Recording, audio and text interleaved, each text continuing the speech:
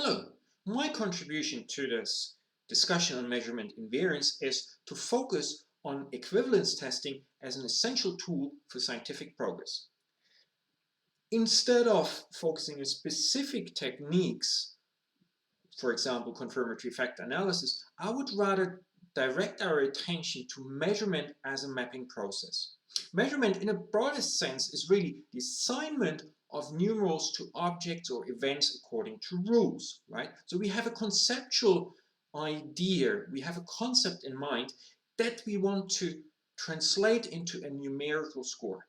And as work over 70 years ago has shown, this is fundamental in the sciences in order to help us to progress in the understanding of phenomena. So if we have an instrument, the first question is if we, for example, have questions on certain activities or actions, and we ask people whether it's morally justifiable or not, we can ask ourselves, or we have to ask ourselves, is there an ordinal logic to the responses? So is a score of 10 more in favor than a score of 5, for example? If we can affirm that, then the next question would be, are these distances equivalent? So is a score difference from 2 to 1 of the same magnitude, of the same size as a score difference from 10 to 9? And if we can affirm that, we can ask even further questions about a true zero value. So a lowest score that doesn't shift across populations, for example. So with that in mind, the equivalence testing framework gives us tools to help us understand how we can interpret our numerical scores and whether and how they capture conceptual ideas. Interesting from, or looking at recent debates, the network literature has made a lot of progress in understanding how we can understand and interpret observed data. So in a recent, it's not so recent, in a study comparing the interpretations, the mathematical foundations of different frameworks that we can use in order to interpret observed data, Cruz and Maris showed that the latent variable model and common network model are mathematically equivalent. This is something we have known or suspected for a long time. What they also showed is that under the assumption of endogenous sampling bias, which is a very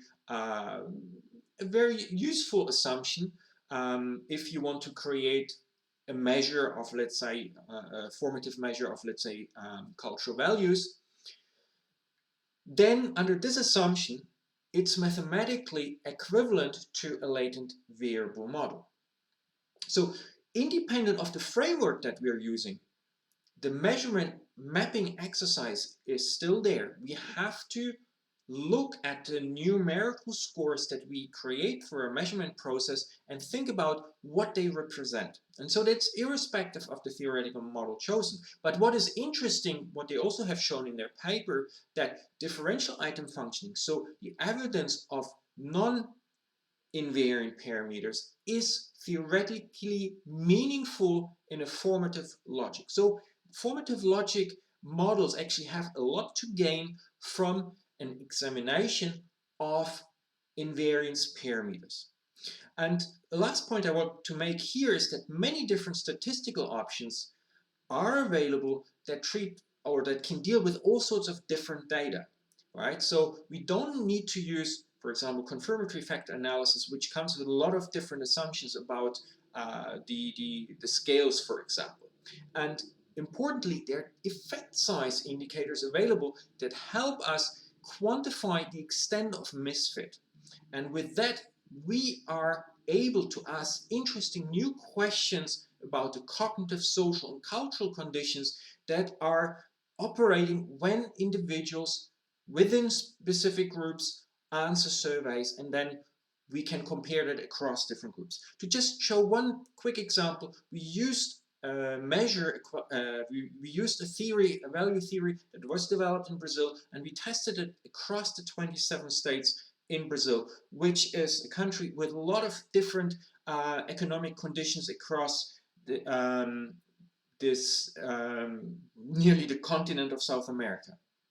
And what we were able to show, economic development, so poverty indicators, predicted crowded living conditions, which in turn then predicted different value structures.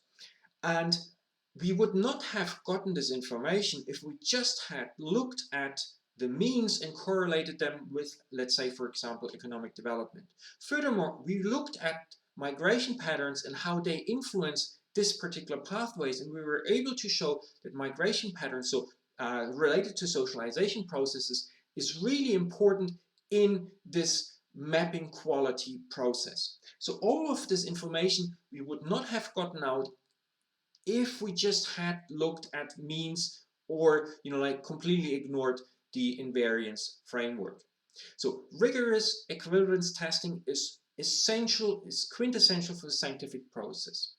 What we need to do is we need to move beyond this dichotomous decision-making process, invariant, non-invariant, and we have to start quantifying credibility and quality indicators of the mapping process. And if we do that, we gain new insights into the cognitive, social, and cultural processes, which helps us to actually shift our focus, ask sharper questions about what is going on in specific contexts, and ultimately will help us to build better fields. And now I'm looking forward to the discussion around these really exciting ideas, I think.